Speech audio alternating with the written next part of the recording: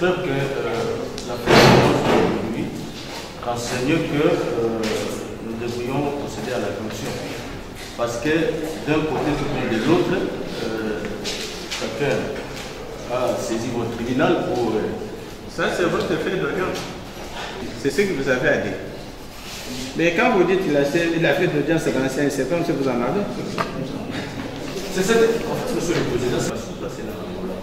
Monsieur le procureur, la remise était contradictoire à l'égard de la partie. L'application de l'article 72, en retenant le défaut à cette charge, nous avons... Non, on peut procéder, il n'y a pas de problème. Mettez, veuillez vous retirer sur ce numéro. Le défaut retenu sur le numéro 32 270 et n'a pas comparé, bien que la remise lui a été contradictoire. Vous avez la part pour nous résumer le fait. Madame Alomba vous a saisi à ce jour contre Madame Mbiavanga pour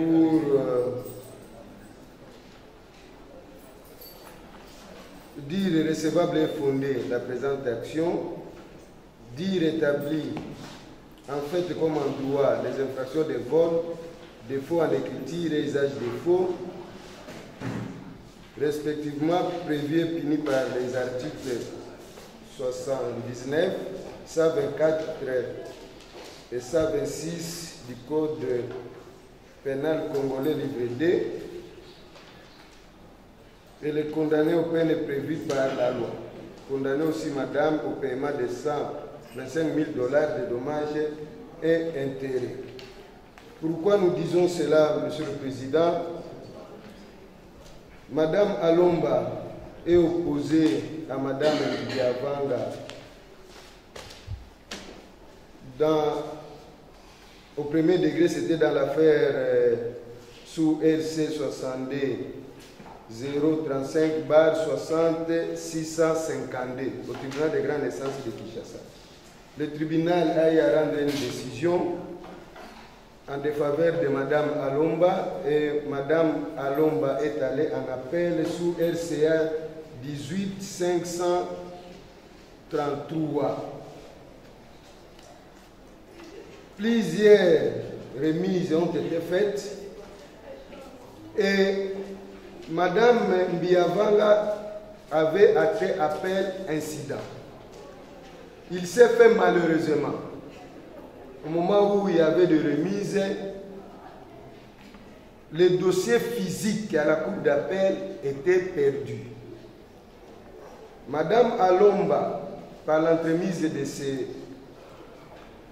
conseils, d'ailleurs toutes les pièces ont été déposées dans les dossiers, par l'entremise de ses conseils, elle a écrit au premier président pour fustiger que les dossiers physiques étaient perdus. Il fallait rechercher les dossiers physiques.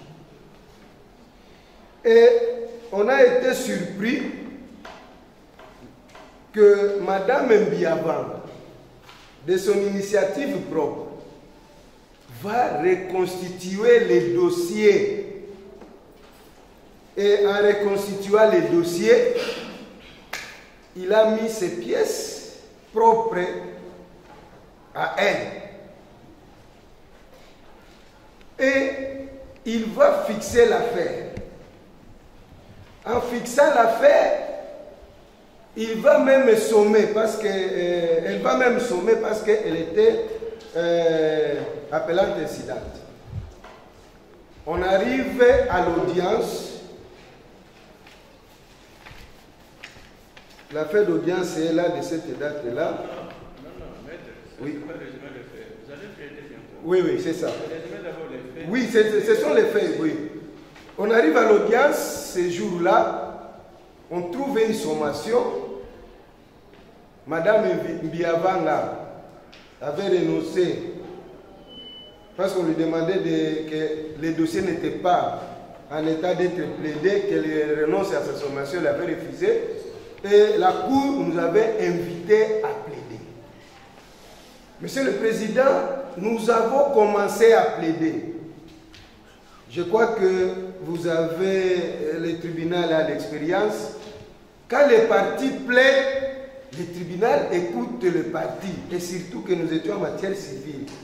Le tribunal écoute les partis. Mais ces jours-là... C'est ce qui est dans le fait. Le tribunal écoute les partis, c'est ce qui est dans le fait. Non, on vous dit. Ah oui, oui. Non, Non. Mais curieusement, au moment où les partis... Oui, c'est ça. Non, n'est pas couché. Oui, c'est couché par quel paragraphe? Le mot là que le tribunal écoute et les partis n'est pas couché. Ah, allez-y. Le résumé alors. On terminait à plaider. Même ça non plus, il n'y en a pas. Même Je ça crois. non plus, il n'y en a pas. Non, ça non plus, il n'y en a pas, maître. Non. On n'a pas entendu qu'est-ce qu'on a soustrait. Et quand J'en arrive, c'était juste après cette phrase. Arrivé. Oui. Arrivé. De la cour était en train de feuilleter les dossiers et à la fin il dit, maître, je ne vois pas l'acte d'appel dans le dossier. Maître, ça c'est la plaidoirie, c'est pas respect de fait. Ce sont les faits. Non, il n'y a pas nulle part où les personnes de la cour feuilletées, il n'y en a pas. Voilà. Quand cela ne tient, je répondais maintenant aux questions. Pardon? On peut vous poser la question. Ou bien vous terminez. Non, je termine dans 2 minutes. Dans 1 minute même. Dans une minute. On constate que l'acte d'appel n'est pas dans les dossiers. Tout le monde est surpris que l'acte d'appel n'est pas dans les dossiers. La Cour plutôt va prendre la décision de se déclarer non saisie, alors que nous étions à la 7e ou 8e audience. La Cour se déclare non saisie parce que l'acte d'appel n'était pas dans les dossiers. Et la Cour va fermer sa farde. Les partis sont sortis. Et nous avons écrit au premier président à l'époque pour que les dossiers soient retrouvés avec notre acte d'appel. Curieusement, nous serons surpris. Madame Alomba sera surprise de recevoir un commandement. Et dans le commandement, il est écrit que sur base du jugement et de l'arrêt de la Cour, elle doit déguerpir et payer une certaine somme à Madame Mbiava. Est-ce que vous avez la citation directe sur... Il venait pour exécuter un arrêt, alors qu'il n'y a jamais eu un arrêt entre Madame Mbiavanga et Madame Alomba. Et comme cela ne suffisait pas, en date du 11 novembre 2024, Madame Alomba et Madame Mbiavanga va saisir cette fois-ci un huissier de justice, Idriss, et avec un acte de commandement pour aller exécuter un arrêt inexistant. Et c'est écrit, les pièces sont dans les dossiers, que sur base de tel arrêt inexistant, il voulait exécuter. C'est comme ça que nous nous sommes posé la question: à qui profite le crime? Nous sommes à la cour, à la plaidoirie, l'acte d'appel n'est pas au dossier. Au moment où Madame Alomba recherche les dossiers physiques pour retrouver l'acte d'appel, Madame Mbiavanga se met à vouloir exécuter une décision inexistante. Une décision inexistante. C'est pourquoi, Monsieur le Président, nous vous avons saisi pour le fait que nous avons eu à étayer pour le vol ainsi que le faux usage des faux dans le chef de Madame Mbiavanga. Voici les faits, Monsieur le Président. Et pour notamment le fonds en écriture et son usage portant sur 2 actes qui sont au dossier. Il s'agit d'un premier document intitulé « Le commandement avec instruction de déguerpir » et le deuxième acte, il s'agit d'un acte de l'huissier Idrissa. Et dans les 2 actes, Monsieur le Président, vous trouverez des mentions qui sont fausses. Et lorsque vous allez nous inviter pour instruire ce dossier, vous allez comprendre pourquoi est-ce qu'elle est citée pour fonds en écriture et l'usage, parce qu'elle a dû utiliser ces 2 documents, notamment devant l'inspecteur général de service judiciaire. Vous avez parlé de quoi? On n'a pas entendu qu'est-ce qu'il a volé appartenait à qui? Qu'est-ce qu'on a volé qui appartenait à qui? Il s'agit de l'acte d'appel, l'original de l'acte d'appel. d'appel qui se retrouvait dans le dossier physique de la cour d'appel. Enrôlé, le bien volé, trouvé dans le dossier physique de la cour d'appel qui instruisait la cause sous RCA 18533. L'appel appartient à qui? Mais initié par notre client. Non, initié est une chose, mais l'appartenance du bien volé. Bon, faudrait non, en fait, soustrait. Ah non, c'est soustrait frauduleusement. Est-ce que l'acte d'appel, c'est un bien qu'on a soustrait frauduleusement? Il faudrait que ça appartienne à autrui. Qui est cet autrui? Est-ce vous? Est-ce le tribunal? Est-ce la partie appellante? À l'époque, disons devant la cour d'appel, c'est Mme Aloum. Non, c'est Mme Aloum qui était propriétaire de l'acte d'appel. Bien évidemment, parce que son acte, c'est à Mais qui en a volé? C'est Mme Mbiava qui a volé cet acte d'appel. Les actes que la partie à cela s'ajoute appartiendrait à la partie citante et que la partie citée l'aurait volé. Comment avez-vous su que c'est elle qui avait volé? Bien sûr, M. le Président. Parce que, bien sûr, l'acte en question est instrumenté à la requête. Non, initier, instrumenter à la requête et s'appartenir à la personne, c'est ça ce qu'on peut comprendre. Parce qu'on le garde par devers nous. Notre client garde cet acte d'appel par devers elle. RCA. Non, RCA, c'est pas l'acte d'appel même. Non, le numéro de l'acte d'appel volé ou soustrait. Monsieur le Président, dans cet acte, nous avons une copie. La copie qui est toujours remise à la partie appellante. À l'ancienne époque, je crois qu'il n'y avait pas, à l'actuel temps, comme actuellement, le numéro d'acte d'appel n'est pas indiqué. Donc il n'y a que le numéro RCA qui est indiqué. Ah bon? Oui. C'est en 1995, donc 95. Ah, 95? Oui. 95. Comme actuellement, pour le acte d'appel de numéro tel, donc ici, on mentionne uniquement le numéro de la cause RCA, de l'appel. Vous êtes sûr? En tout cas, c'est. Oui, les voix là, il y est quand? C'est là où on voulait d'abord savoir la date où les voix là, il y est. Si il y en a eu, en quelle année? Quand j'ai relaté les faits, je vous ai dit qu'au moment où les partis plaidaient à la cour d'appel, c'est là où le président de la Chambre va nous informer qu'il n'y avait pas l'acte d'appel dans le dossier. Je peux vous le constater, vous êtes victime du vote. Oui. On vous a volé quand? Monsieur le Président, l'original de l'acte d'appel était déposé au dossier de la cour d'appel. Cela a été constaté le jour de la plaidoirie, que l'acte d'appel a été soutiré, l'original de l'acte d'appel a été soutiré dans le dossier. Oui. Ça se trouvait dans le dossier. Non, vous n'avez pas répondu. Votre bien volé ne se trouvait pas. Ça ne se trouvait pas à la maison. Non, parlons un peu. C'est un bien volé, un bien qu'on a soustrait, qui vous appartiendrait, mais qui n'était pas chez vous. Vous n'avez pas la possession, on a soustrait. Non. Même là, vous n'avez pas les corps du bien qu'on a volé. Non. Lorsqu'on établit l'acte d'appel, vous le savez autant que nous autres, il y a toujours deux copies. Il y a une copie considérée comme un original qu'on laisse dans le dossier physique de la juridiction, et une autre copie est remise, n'est-ce pas, à la partie qui a initié la procédure, dont celle que nous avons. Selon vous, on vous a volé votre bien. Si jamais la Cour vous a informé, est-ce que c'est la partie citée qui gardait les dossiers de la Cour? Ce n'est pas la partie citée qui gardait les dossiers, mais nous avons constaté que c'était perdu dans les dossiers. Voilà. Puis alors, qui du reste, les biens là n'étaient pas chez vous, ne vous appartenaient pas non plus. C'était à la Cour. Mais qu'est-ce qui prouve que réellement c'est la partie citée qui avait prouve effectivement qu'il y avait absence de cet acte? La partie citée. Oui, mais lorsque la partie citée, Monsieur le Président, nous venons de plusieurs remises. Donc, vous savez, le juge d'appel est saisi par l'acte d'appel qui est dans le dossier. Mais vous voyez la Cour de la partie citée, quand le juge d'appel n'a pas trouvé l'acte d'appel, qui du reste le dossier sont gardés au greffe, on donne à la composition pour la vérification des titres. Est-ce que c'était la partie citée d'amener l'acte d'appel? Je n'ai pas bien saisi, s'il vous plaît. Et qui gardait le dossier de la Cour.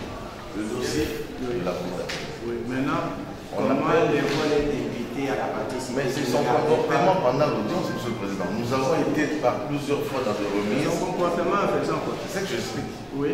Nous avons été plusieurs fois de remises. De remises, donc, ça veut dire que la saisine de la Cour ne peut pas poser un problème parce que la Cour était déjà saisie par l'acte d'appel qui était dans le dossier. On arrive à l'audience de la plaidoirie.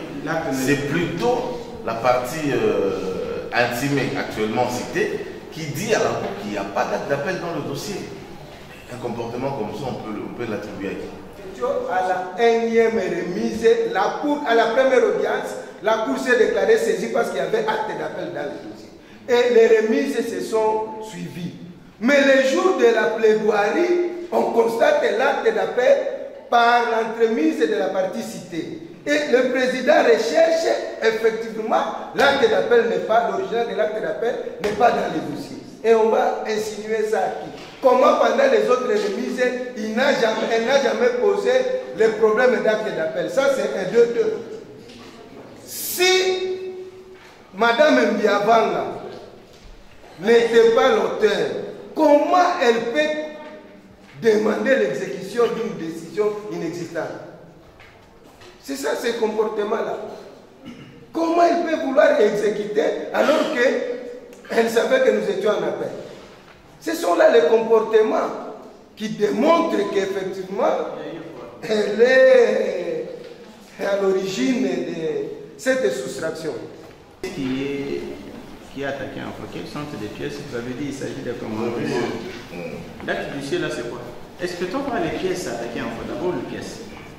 C'était versé au dossier, je ne sais pas. Il y a le commandement avec instruction de déguerpir du huissier Idriss et commandement avec instruction de déguerpir du greffier Tété Fiston. C'était versé au dossier. 25 553, c'est ça? Oui. S'il vous plaît. Greffier. Oui, commandement avec instruction de déguerpir et de payer. Ici, qui a fait ce commandement? Non, à la requête c'est à la demande. Mais qui en a fait? Qui en a établi? C'est lui qui a établi. Oui. C'est le greffier. Le greffier établi. Mais en quoi c'est imputé à la partie citée? C'est elle qui amène les éléments au greffier. Voilà. En quoi ça altère la vérité? En quoi ça altère la vérité? Est-ce d'abord il existe 62 095? Ça c'est la oui. Est-ce qu'il y avait RCA 18 533? Exactement. Oui, mais en quoi celui-ci altère la vérité par le fait de la partie citée? Oui, ce document, M. le Président, il est indiqué notamment, forcément indiqué, j'allais dire, vu la signification par extrait d'une décision rendue sur le banc sous RCA 18 533 en date du 27 avril 2016 par la Cour d'appel de Kinshasa. Alors que vous n'avez pas... Ça n'a pas été rendu sur le banc. Je vous explique. Allez, non, mais on demande, et ça a été rendu sur le banc parce qu'il vit la signification par excès d'une décision. Il n'y a pas une décision qui vide la saisine de la Cour d'appel qui pourra amener une partie à pouvoir exécuter un jugement. Donc cette mention est une mention extrêmement fausse. Parce que pour exécuter une décision, soit elle est exécutoire, conformément à l'article 21, et que vous n'avez pas reçu de défense à exécuter, ou alors il y a un appel qui a été totalement vidé, qui dessaisit le juge d'appel. C'est en ce moment-là que vous pouvez aller exécuter en indiquant notamment tous ces éléments. Malheureusement, dans le cas sous examen, ce document qui est établi par le greffier, dont les éléments ont été fournis par la partie citée, indique que vu la signification de telle décision qui a été rendue, et ceci amène effectivement à pouvoir l'exécuter. Ça, c'est une fausseté. Oui, c'est informatif. C'est ce que vous nous dites souvent. Oui, c'est un faux intellectuel par provocation privée. Ah, ça c'est une nouveauté encore. Et bien sûr. Oui, ça c'est quelle loi encore? C'est toujours l'article 100. Bon, si vous disiez la discussion avec Nabiou, il est totalement éloquent sur la question. Bon, en fait, c'est un document. On dit, mais on a fourni l'acte d'appel et les autres, il dit sauf obstacle légal. On a ressaisi l'inspecteur à nouveau pour lui dire, mais On vous a fourni l'acte d'appel et on vous a dit l'affaire continue à la cour d'appel. C'est ainsi qu'on peut exécuter sauf obstacle légal, alors qu'il y a obstacle légal. On a démontré, c'est ainsi que l'inspecteur a eu à rapporter sa lettre en disant qu'on ne peut plus exécuter parce que l'affaire continue son cours normal à la cour d'appel. C'est la deuxième lettre maintenant, après avoir protesté la première lettre de l'inspecteur. Je pense qu'il n'y a pas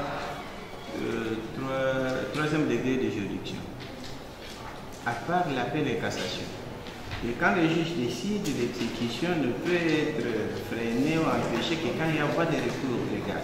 Bon, je pense que les différentes lettres d'échange des institutions, à mon sens, ça ne peut aucunement avoir d'effet sur l'exécution de la décision du juge. Ce sont je ne dis pas les dilatants, c'est ce qui se passe, c'est ce que les conseils font par moment, sans base légale. Vous verrez qu'aucune base n'interdit l'exécution sur base d'une lettre, d'une correspondance venant d'une institution, on sait laquelle. Nous répondions à la question du ministère public de savoir quelle est l'issue de la procédure qui a été déclenchée devant l'inspecteur général du service judiciaire. Non, mais c'est ça. Non, je sais même l'inspectorat général du service judiciaire, c'est un organe qui est institué pour examiner la régularité de l'exécution des décisions judiciaires. C'est un organe institué pour examiner la régularité de l'exécution des décisions judiciaires. C'est à ce titre-là que le dossier a été porté par devant lui pour qu'il examine le bien fondé des doléances formulées par notre cliente, Madame Aloma. À l'examen de ces doléances-là, nous avons fourni des preuves en disant que ces décisions, de par le commandement qui sont initiées par Madame Biavana, ne peut pas être opérante, d'autant plus qu'il y a la procédure d'appel qui est encore en cours. Les juges d'appel n'étant pas définitivement dessaisis, on ne peut donc pas invoquer le fait qu'on peut exécuter alors que la procédure d'appel est en cours. Nous avons même produit les lettres de notification d'appel pour dire que nous sommes encore, même là, nous sommes encore devant la cour d'appel.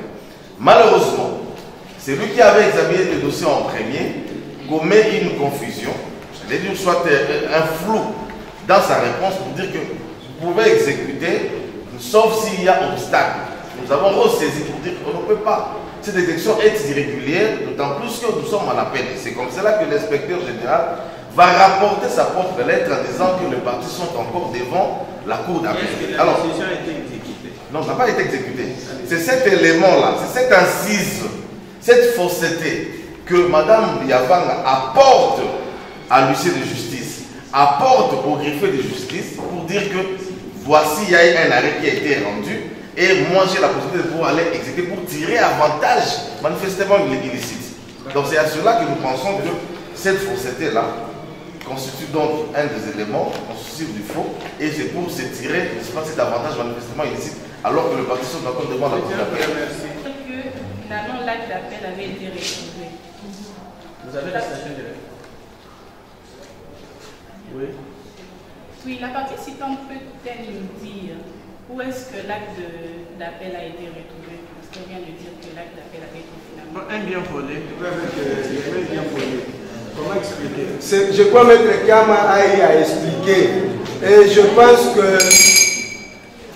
à moins que je me trompe, si le ministère public n'a pas commencé par notre côté, si elle a eu à commencer par notre côté, elle sait que quand on va à tel appel, il y a toujours deux copies. Est-ce que vous avez commencé par le ministère public? Non, pardon. Vous dites s'il a commencé votre en étant avocat? Oui, c'est ça, parce qu'il y a la plupart.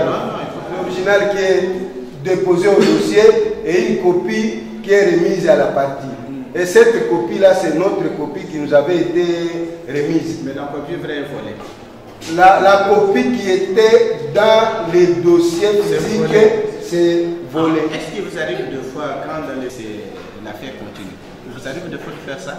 Oui, quand on a la copie, on produit. Mais ces jours-là, non, mais ces jours-là, vous avez la... C'est comme ça que nous disons, ces jours-là que le dossier ici a commencé, Monsieur le Président, il y a eu succession de cabinets. Et le jour de la plaidoirie, ce n'était pas les cabinets qui avaient commencé les dossiers. Et en transmettant les pièces du dossier, c'était une partie des pièces qui nous avaient été transmises. Mais la manière, c'est contre la déontologie. Pardon? Oui, quand vous succédez les dossiers, on vous transmet toutes les pièces et tous les dossiers. On donne la plaidoirie, on dit qu'il n'y a pas l'acte d'appel. Dans la forme que nous avions, on a feuilleté. Malheureusement, il n'y avait pas la copie. C'est maintenant, quand il y a eu des recherches, on a posé la question à l'avocat qui avait commencé le dossier à cette année-là. Et comme il a eu à changer de locaux, il fallait retrouver vraiment, et ça nous a pris du temps, jusqu'à ce qu'on a retrouvé cet acte d'appel. La pièce volée, c'est de tout rendre formel. C'est tout ce qui Non, ça c'est les remises, mais l'original qui était dans le dossier était volé. Il y a toujours deux copies. C'est ça. Se reprennent. Vous avez la parole pour la plaidoirie pour 5 minutes.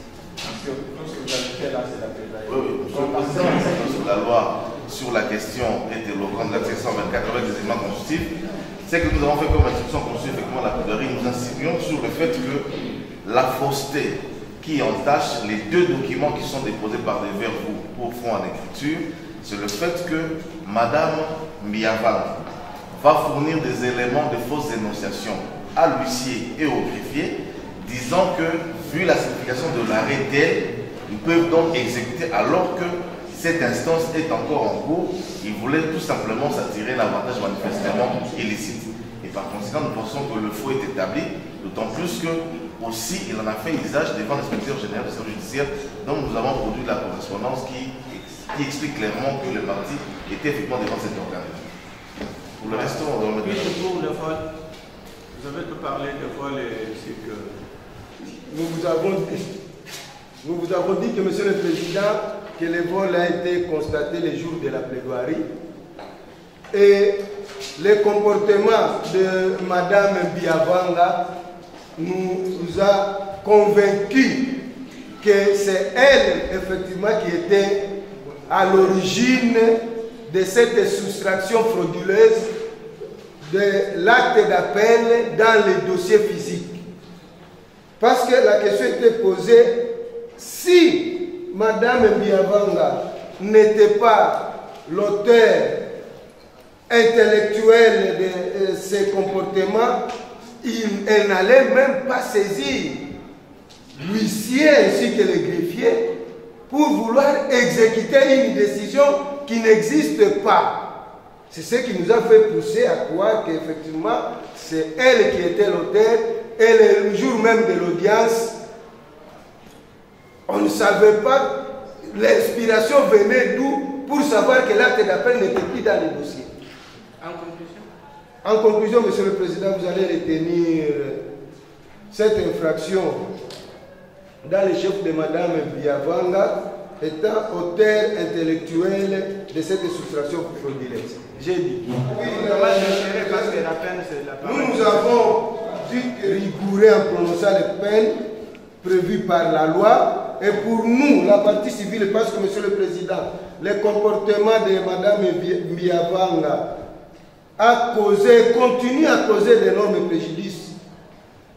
C'est comme ça que, Monsieur le Président, nous avons sollicité, à titre de réparation, une modique somme de 125 000 $, payable à francs congolais. J'ai dit. Nous sommes en matière pénale. Personne ne plaide pas à procurer. Parce que l'État s'est plaint. Il y a tout un greffe là-bas, chapeauté par un secrétaire précis, un greffier principal. Il ne s'est jamais plaint. Et il n'y a pas de témoins qui ont attesté que la partie citée a volé l'original de l'acte d'appel. Regardez toutes ces évidences. il n'y a pas moyen de retirer les fonds de ces cas. Et quand vous allez vous retirer, monsieur le président, vous allez dire que c'est non établi de cette privation. On a parlé de faux en écriture.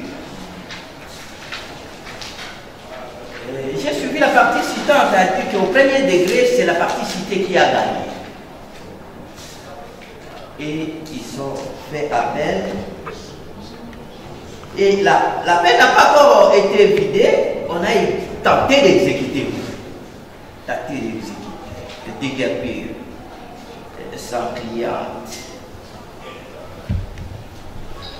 Et vous savez, Monsieur le Président, dans ces conditions, c'est-à-dire on a tenté d'exécuter la décision du tribunal de grande instance, qui était à faveur de la partie citée dans la présente. Mais la Cour était encore saisie. La saisie de la Cour n'était pas encore vidée. Est-ce que cette décision-là était une fausse décision qu'on voulait exécuter précocement? Oui, précocement. On peut même la réponse. Parce que l'affaire continue. Est-ce que c'était une fausse décision? Non. C'est une décision du maire de grande instance de la République. Elle est aussi intentionnée. Après RC 62 0 35 bar 60 652.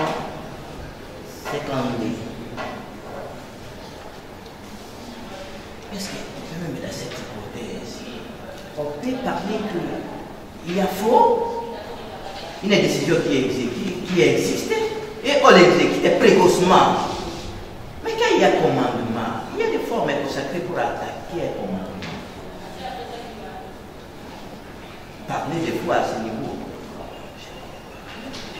Et quand les greffes est greffier ou est huissier exécuter une décision de justice, mais par ses pouvoirs propres, on ne peut pas dire c'est le bénéficiaire de cette décision qui est l'auteur intellectuel. Non. C'est par ses pouvoirs propres, au regard de la décision, au regard du dossier, et on exécute. Mais je n'ai pas entendu que quelqu'un a fabriqué un jugement ou une décision. Je n'ai pas entendu ça. Et il est venu donner au greffier exécuter ça, ma fabrication.